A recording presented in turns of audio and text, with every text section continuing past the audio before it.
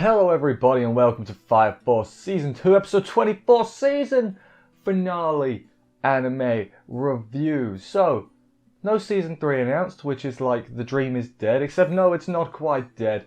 I did a little bit of what they call the research. Basically, I checked how far, the manga covers each season, where we are now in the manga.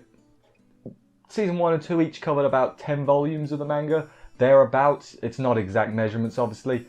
And, the latest volume of the manga is I think it was 26. And then there's some chapters that aren't in, what's the format? The volume format? I again, don't know too much. Basically what I'm trying to say is, there's probably not in, well there probably is enough, but they're probably saving it, because I read the manga is finishing soon, so my guess is, they're going to wait for the manga to finish, and then finish it off in Season 3. That's probably what I think is going to happen. I could be wrong. This series could do really badly. I don't know. It's gotten good though. So yeah. But onto the actual episode itself, now that I got that preamble. Let me know if you think I'm right with my Season 3 prediction or if I'm far off. Who knows? But yeah, no, this episode itself, it was kind of weird. It was like a training episode for the season finale, which, is kind of a weird thing to do. But hey, I think Demon Slayer did the same thing, actually, now that we think about it. What is it with these shonen series and putting training episodes as the end? That's kind of weird. But no, it was quite good. We had Ultra Instinct. Is that the Dragon Ball thing? It's basically Ultra Instinct Shinra. Let's go with that. Other stuff happened too. They brought back the song at the end, so you can't complain with that. But anyway, enough rambling. That's what that stands for. Oh my god, I'm a genius. Let's get into the episode to see how everything went down and do this thing.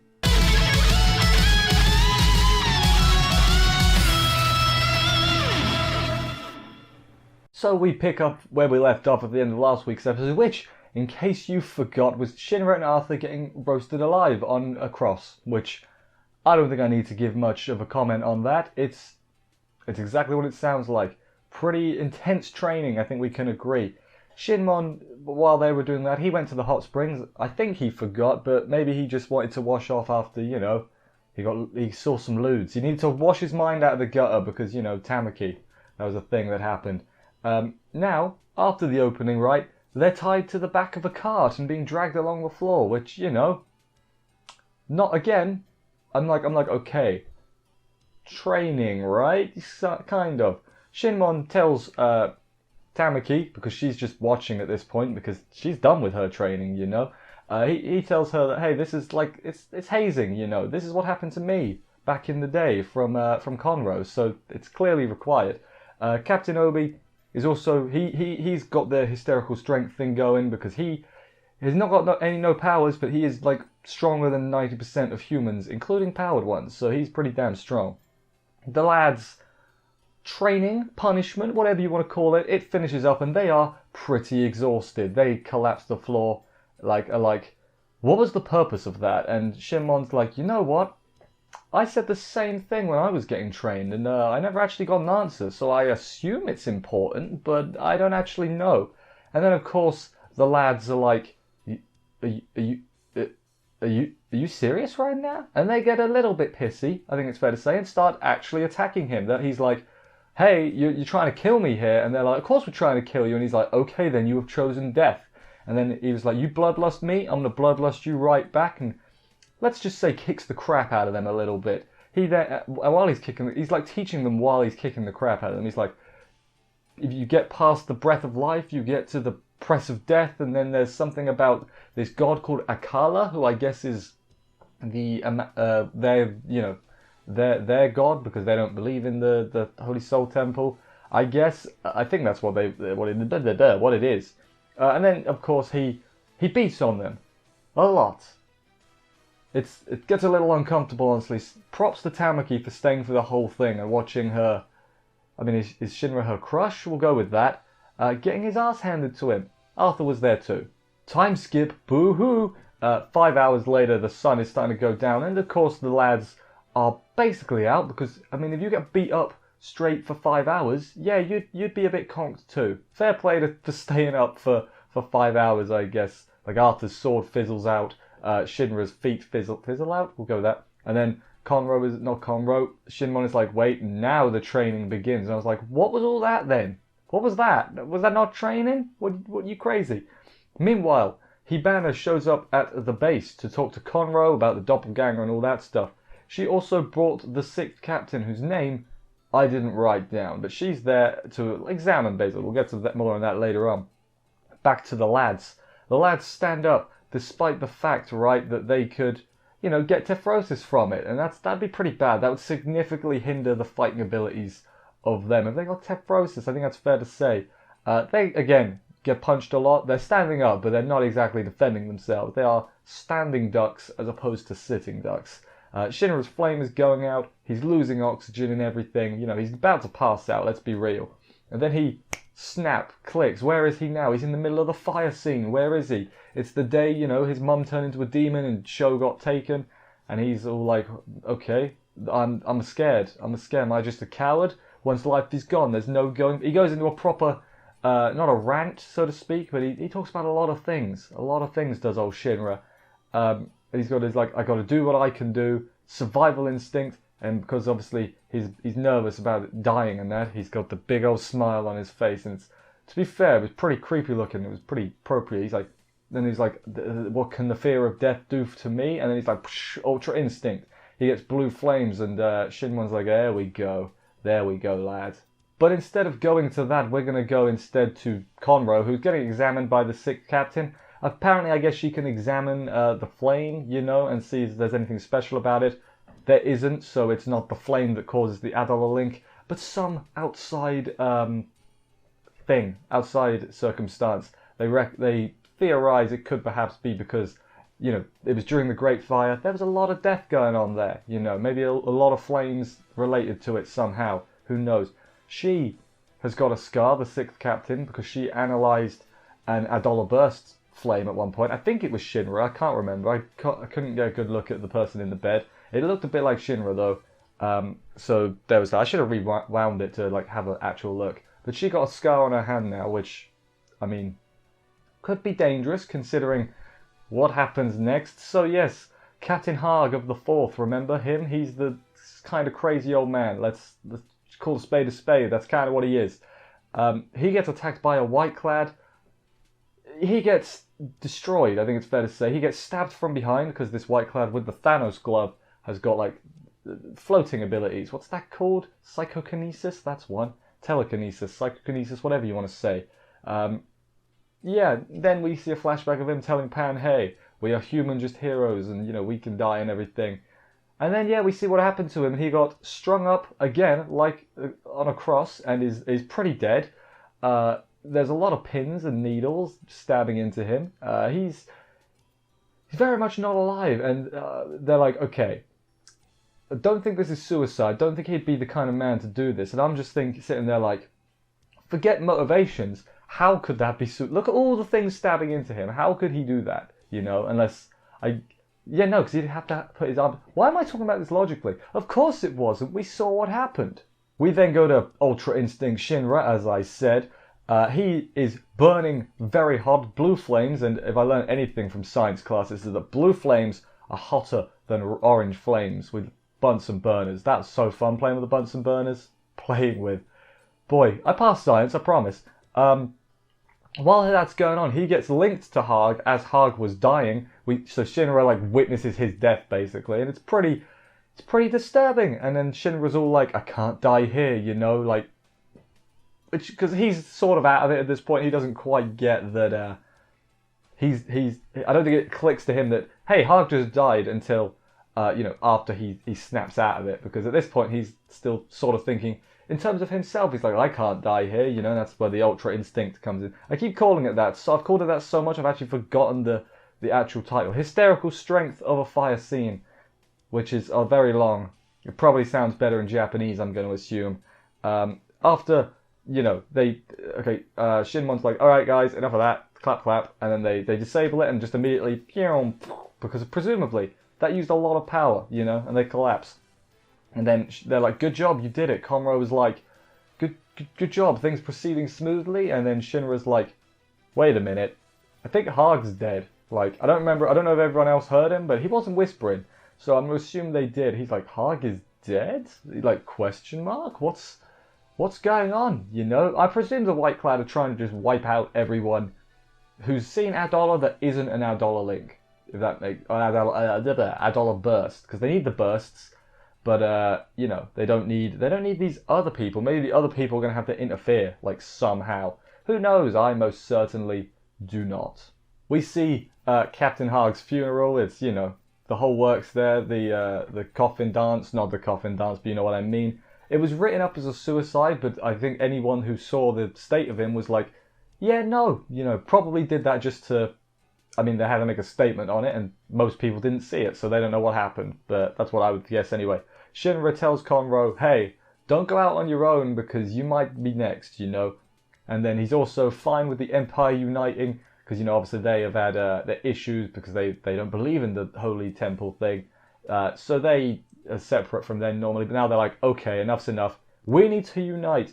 Captain Burns, also the first, is all like, we must set an example that we will not give in to terrorism, because he's also obviously got a thing too. I guess Joker. I call him Zero again. Why do I keep calling him Zero?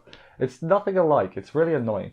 But yeah, no, I assume he is also in, you know, he will also be an ally of the good guys, because he'll also be targeted, surely.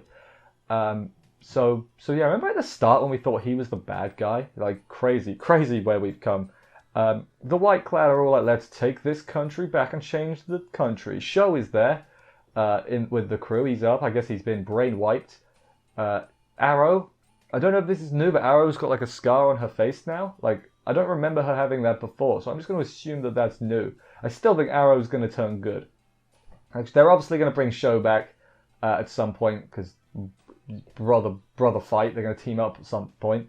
And I'm going to assume that Arrow is going to help out as well. Maybe. Who knows? I could be wrong. Obi tells the rest of the 8th, hey, good job on your training, and we've got alliances all over now thanks to everything we've done. And then they like go through it as the first opening play from season 1, the really good. Well, I mean, they've all been good. There hasn't been a bad opening. I'd say the second one is probably the worst, and even that's at least all right if you're into like that kind of music. I am not a massive fan myself, but it's not terrible. That's a plus. Yeah, they got their whole. They go through everyone. They got an ally. I'm like, are we getting a war arc? Are we gonna have like White Cloud versus the Empire war arc? That would be kind of cool. I'd be down for that. They also, like, in the White Cloud bit, they show like all the white. They got like Inca and, you know, all of them. Giovanni. They go through them all, and it's like, okay, we got some heavy players. Was Assault there? Because Assault is obviously the most important character. What I kind of want is I want Assault to fight Tamaki again, and this time instead of like having her win by fan service, just have her destroy him with actual power. Like that would almost make it worth it. This whole little joke arc they've had. That would be good. We're not done yet though. There's a after credits scene. It's kind of weird if I'm being honest. Hormea is getting a vision of some sort, I guess, from Adola. She's straight up pulling in a Hegao face, so that's something I didn't ever want to see, but thanks Fire Force, I guess. She's like freaking out, and as she's doing that, Charon is behind a pillar, like, you know, like, damn it. Because he obviously cares about her because he's raised her, basically. And he's like, I don't like seeing her like this. Charon is good guy. Let's just, you know, be fair enough. He's the best guy. And then the moon turns weird. I don't have anything to add to that. The moon just turns weird. It gets a face. It's very strange. Is this Majora's Mask? I don't know what's going on with the moon. Is the moon Adola? I don't, like I said, I have no idea what that symbolizes, but the moon turned weird. I can at least give you that information. And then at the very end, at the bottom, it said, see you later, at the bottom. Basically, that leads to me to think, we're going to make more, but not yet, is what I think. It's like, hey, with the manga will be done, and then we'll make more. And that's what I think. I think Season 3 will be the last season, especially considering how much we've covered up till now. 20 volumes is a decent amount, I'm sure you'll agree. So yeah, let me know what you think's going to happen with that. I do think we're going to get a Season 3, because I don't think they would have said, see you later. Maybe that's just me looking way too deep into things, you know? I think they would have been like, read the manga, bitch. I don't know. I don't know. But yeah, I hope they make more. It's crazy how different my opinion is. Like, end of Season 1, I was like, man, I don't know if I'm gonna watch the second season. This was pretty meh. And now I'm like, come on, season 3, let's go. Yeah, completely different opinions. It's grown on me. I think that's fair to say. They have wormed its way into my heart.